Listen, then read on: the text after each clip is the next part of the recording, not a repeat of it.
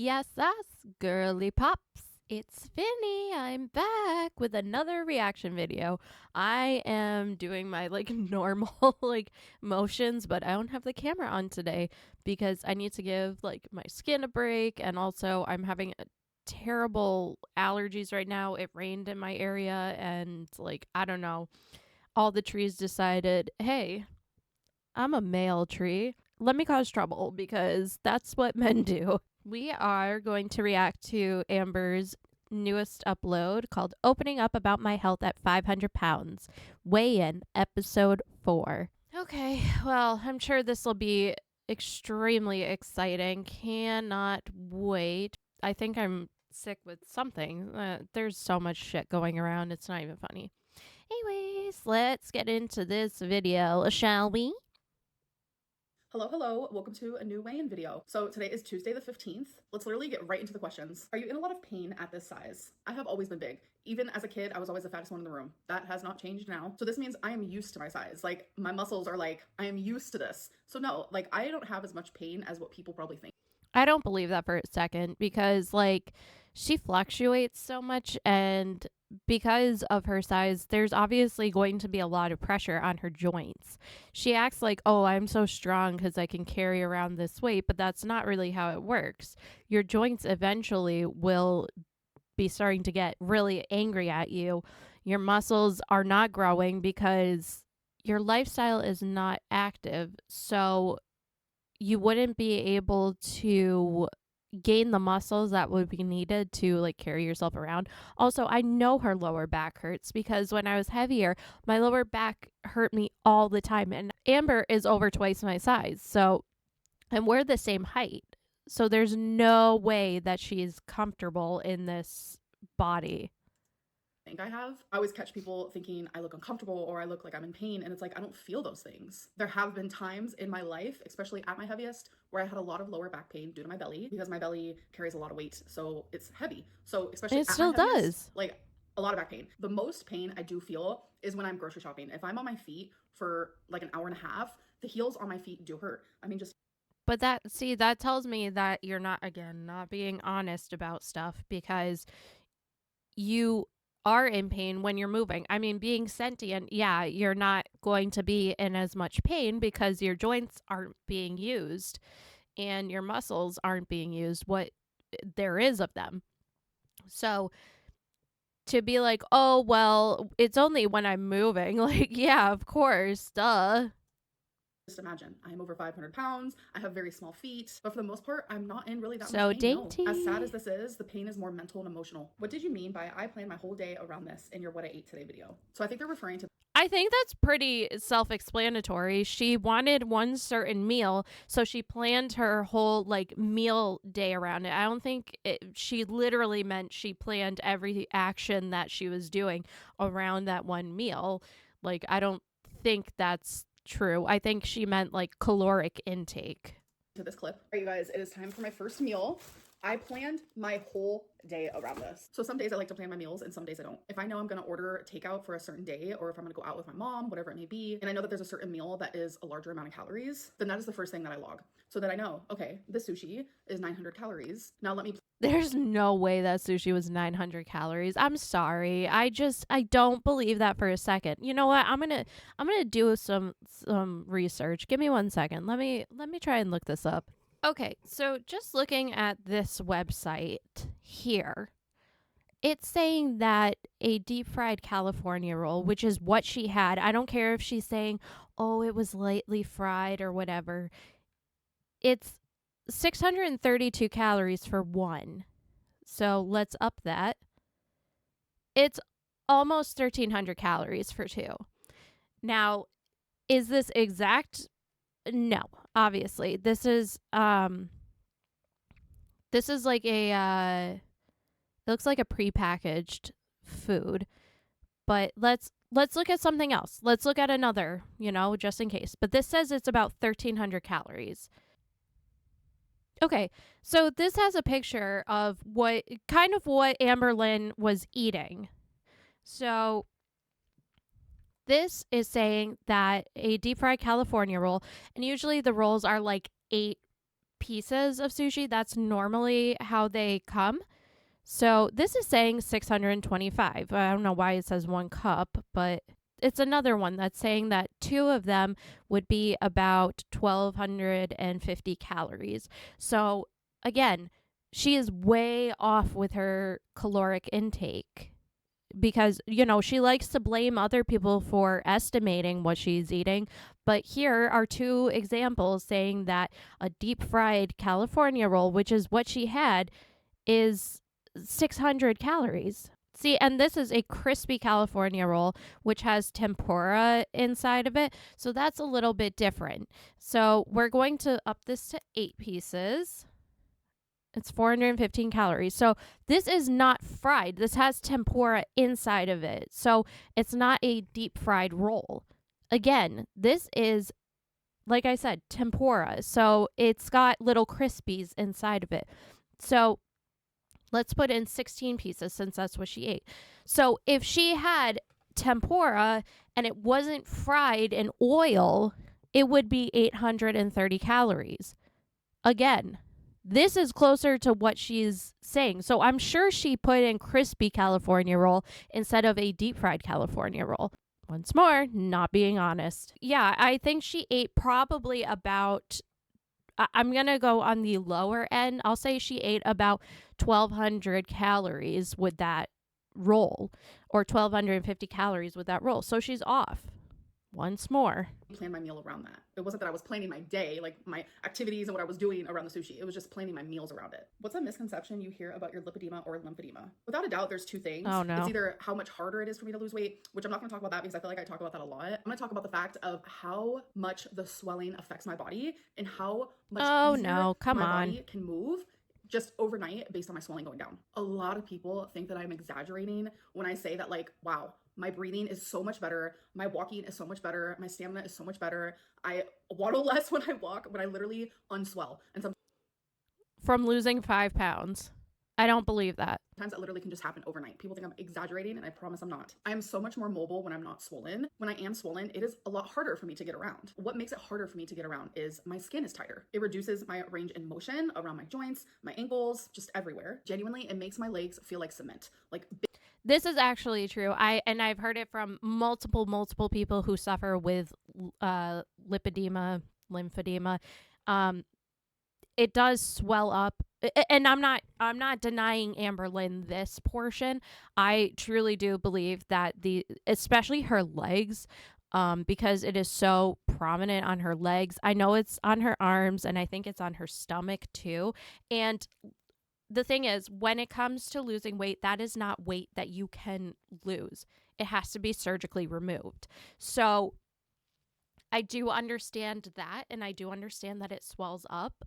And when she does have swelling from it, which can happen when you decide to have activity, that can be really painful, and especially around like her ankles and probably her knees. And swelling does restrict range of motion. That's just how it goes because it is inflamed around your joints. And yes, the skin does tighten because it's stretching. It's a really gross thing to like think about, just like your skin having to stretch that. So I can't imagine living with it. She acts as if like this is the excuse. It's just like glitters and lasers or whatever, glitter and lasers, where she's like, it's all me. I'm a medical anomaly. I'm a medical anomaly. I'm the only person in the world who suffers with this, and then just goes in and gets surgery, but never changes anything else in her life. So, I mean, at least Amber's not getting surgery to just remove everything, but I don't know. Maybe she should. Maybe she should go the glitter and lasers route. Yeah, I do believe that when she has reduced swelling, she is more mobile and it feels better for her.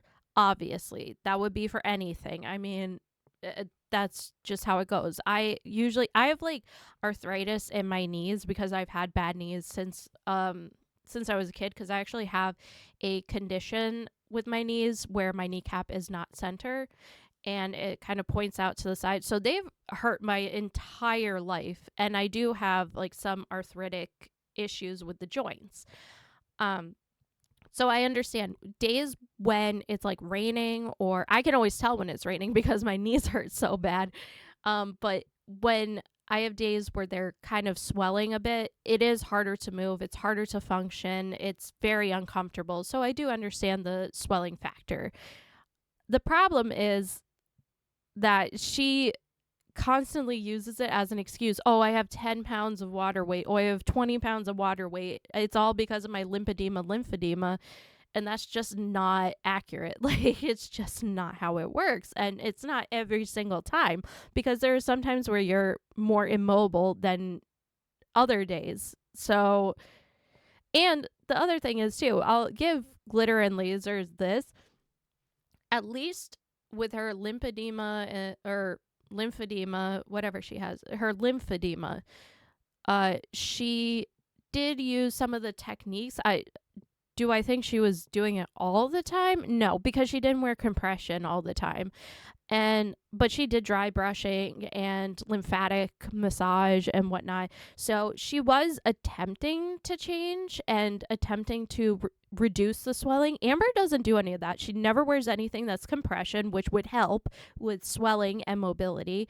Dry brushing and lymphatic massages, those are good for trying to kind of get everything moving again and reduce swelling. She just doesn't do it.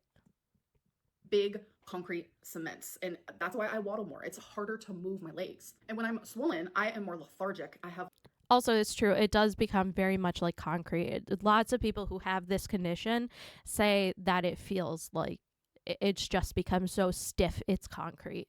Less energy, I get more tired, and due to the fluid just being everywhere around my body, it makes my breathing a lot worse. So when I become less swollen, it is because I'm actively losing weight. So if I step on the scale and I see that I'm down 6 pounds, lost 5 last week when I was like, yeah, I was down 6 pounds, I was walking around the casino and I felt so much better, and people were like, how does she notice a 6-pound difference in her body at that size? It's because all of those things I just named to you, they diminish and they get less extreme. So when I'm not as swollen, what is happening? It is improving my lymph flow to my body, which then in return makes it easier for me to move. I become more flexible. I'm able to keep up more with everyone else. My breathing gets better. And that cement feeling for when I am swollen, that goes away almost completely when the swelling goes away. Like, that makes sense, obviously, because like when you are swollen, everything, like she said, and I agree, is tight, and it almost feels like an unoiled hinge or whatever, where it's like creaky and it just hurts. I have a lot of physical issues because of either just that's how that's how the cookie crumbled with me. Oh shit. Sorry, Amber. I didn't mean that as like crumble cookie crumble. It's just how it was. My knees have always been bad. They've been bad since childhood. That is just a condition that I've always lived with. My back, I have sciatica because of an injury I got when I was 20. I have bad wrist. I have a bad wrist, bad elbow, and bad shoulder. And my wrist is because I used to be a cake decorator, and I hurt my wrist doing that. I partially tore a ligament, and so it's just like it aches from that. And also because I've done sterile compounding for so long, that the repetitive motion of drawing things up or creating bags, things like that, my whole right arm is just fucked. So yeah, I do understand when you have injuries or you have a limited range of motion for things, or you have areas of your body where swelling can occur, it does make it much, much more difficult. All of these things become so detrimental when I'm swollen. And then when I lose that swelling, my body becomes more loose and my lymph flow is happening and I feel it. It's like, you can only understand if you have this disease. People comparing their body to mine. I don't think it's considered a disease. I think it's considered a condition. It's not like a disease is like an illness. Like, obviously, so there's like diseases, disorders, and conditions, and like hers is a condition. And I would even say that it is a side effect from her being overweight, and she developed this condition. It's not really a disease. A disease sort of implies that it's communicable, and this is not a communicable disorder. saying, I don't notice a 6 pound loss because you don't have this illness, you don't have this disease, and be grateful for that. When I lose 6 pounds, yeah, sure, it's water weight. But at the same I'm sorry, like, Amber, you you did this to yourself. You did this to yourself because you refused to lose weight. And I'm sorry that you have this condition. I really am. Like, it's not anything I would wish on anyone, but you're you're acting like it is a congenital disorder. Like my kneecaps. Like, you're acting as if that is something you were born with. It's not. It's something that occurred after you gained so much weight. It just became like hard and fat. And this is like the same sort of mindset, like I said, that Glitter and Lasers has, Anna O'Brien.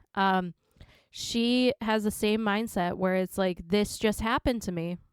I can't believe it happened to me. Well, there's certain things, like my sciatica got worse when I was heavier. I couldn't move as much because my sciatica was so bad because I was carrying extra weight. So I can't be like, oh, my sciatica is so bad because it's just how I am and whatever. But I mean, I can't even really compare my sciatica because my sciatica happened because of a work injury. same time, I'm not just losing 6 pounds of water weight, which to a normal person, that's all that would be happening. I'm also improving the flow of my lymph, my fluids. I lose more fluids. I gain more flexibility. Hearing her say I'm improving the flow of my lymphatic flow, I guess would sound better, or saying that she's improving the quality of her lymph nodes ability to drain. Like, it sounds so weird.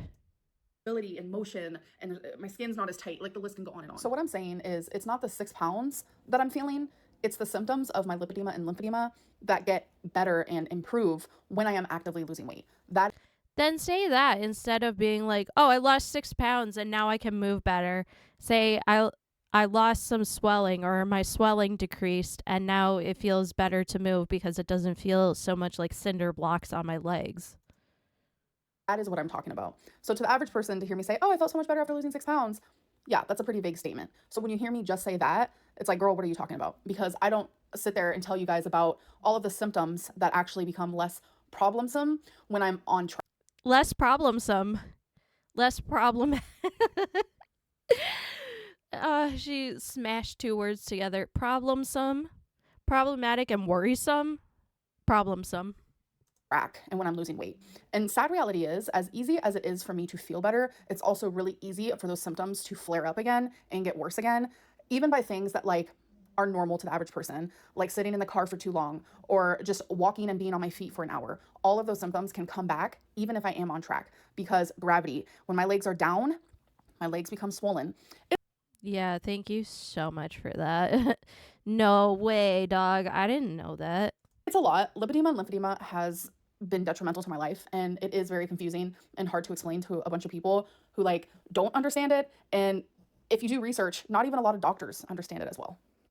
Are you eating food alone at bingo, or does your mom eat with you? So lately I've been going to bingo with my mom, my stepdad, and my friend, and we all eat food there, and we all eat the same things. Almost everyone at bingo eats, or they have their drinks there because there's a snack bar at every single bingo hall. Because it's 6 hours. Which was actually asked from the same person that just asked that last one. Can you bring your own food to bingo? No, you are not allowed to bring your own food. You're not allowed to bring your own drinks. Everything that you consume in there has to be bought. I don't believe that for a second, because what about people who have dietary restrictions? They're there for 6 hours just not eating. I mean, I guess you could push your intermittent fasting, but I don't believe that for a second. I believe if you went to someone and you said, I have dietary needs that you guys cannot accommodate and I need to be able to eat, like diabetics would have to have that, or people who have celiacs. Like, I don't think that bingo halls really accommodate like very different disorders. So I find that hard to believe that if you, I mean, bring in a doctor's note. Tell them that it's a medical condition. If they don't allow it, it goes against the ADA. Like, honestly and truly, like, I do not believe for a second that if you went up and said, I have a medical condition and I need to provide myself with my own things. Like, what if you had terrible allergies? Like that one girl who can only eat like 14 different foods. You're telling me that you would have to sit there and just be like, oh no, I just have to eat what they have here. I don't know. I don't know. I know that some places don't allow outside food and drink. I get that. You're going to tell me that you wouldn't be able to bring in stuff if you were diabetic or if you had a condition? Again, like I said, it kind of goes against the ADA, especially if you have a verifiable medical condition and you have two conditions where if you eat foods that are high in sodium, you'll swell up and then you'll be more immobile than you are. Or here's the thing, Amber, find something that isn't terrible on that menu or don't eat. I don't know. Maybe that'll help you.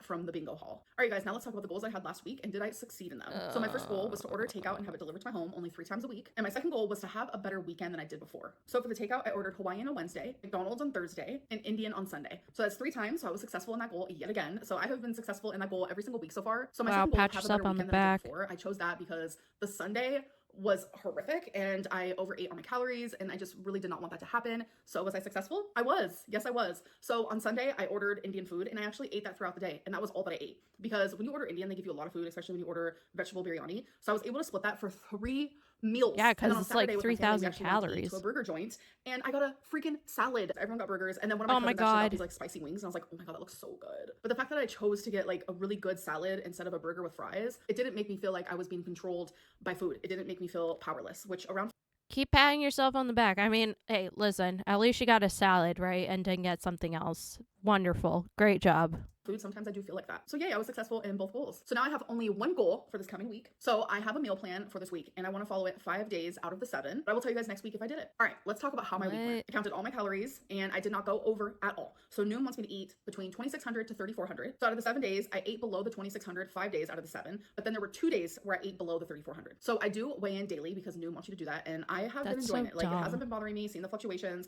I know that like the second week, no matter what diet I'm doing. I'm sorry, you shouldn't see like these huge fluctuations if you're eating that way. Absolutely not. You should be below it.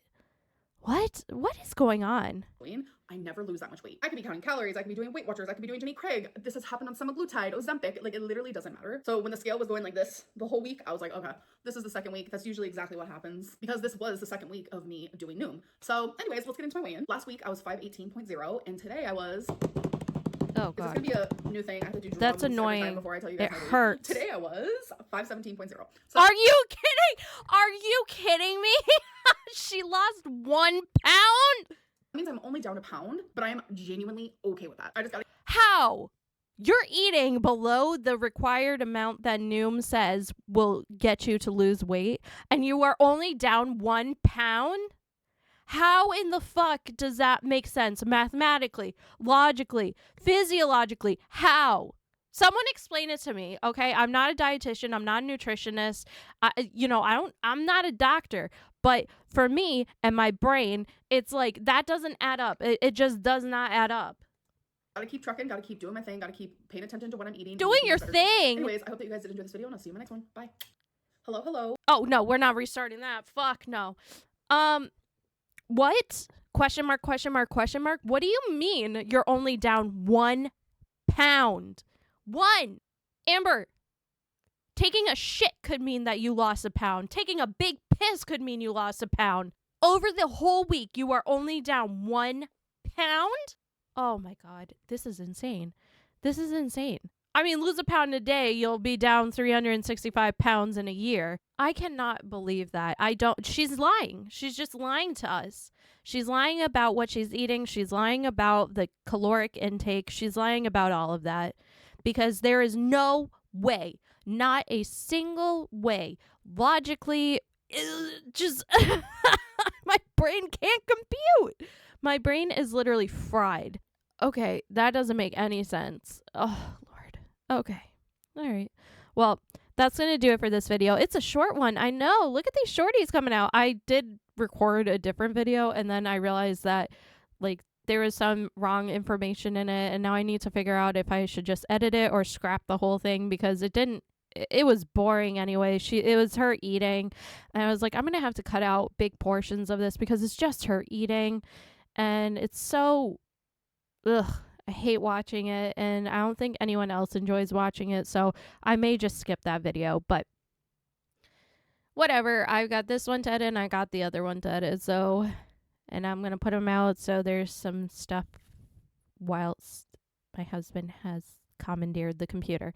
Anyways, that's going to do it for me for this video. Please consider subscribing. I'm trying to hit 500 subscribers by the end of the year. If you want to join me in this stupid ass adventure with Amberlynn commentary, please feel free to. I would love to have you aboard this ship. Leave a comment down below. Tell me what you think about Amber losing 1 pound this week. Because my brain is just not, it cannot fathom how that is possible. Please leave a like if you are so inclined, or a dislike. I don't care either way. You're entitled to your opinion, even if it is wrong. I will see you all in the next one.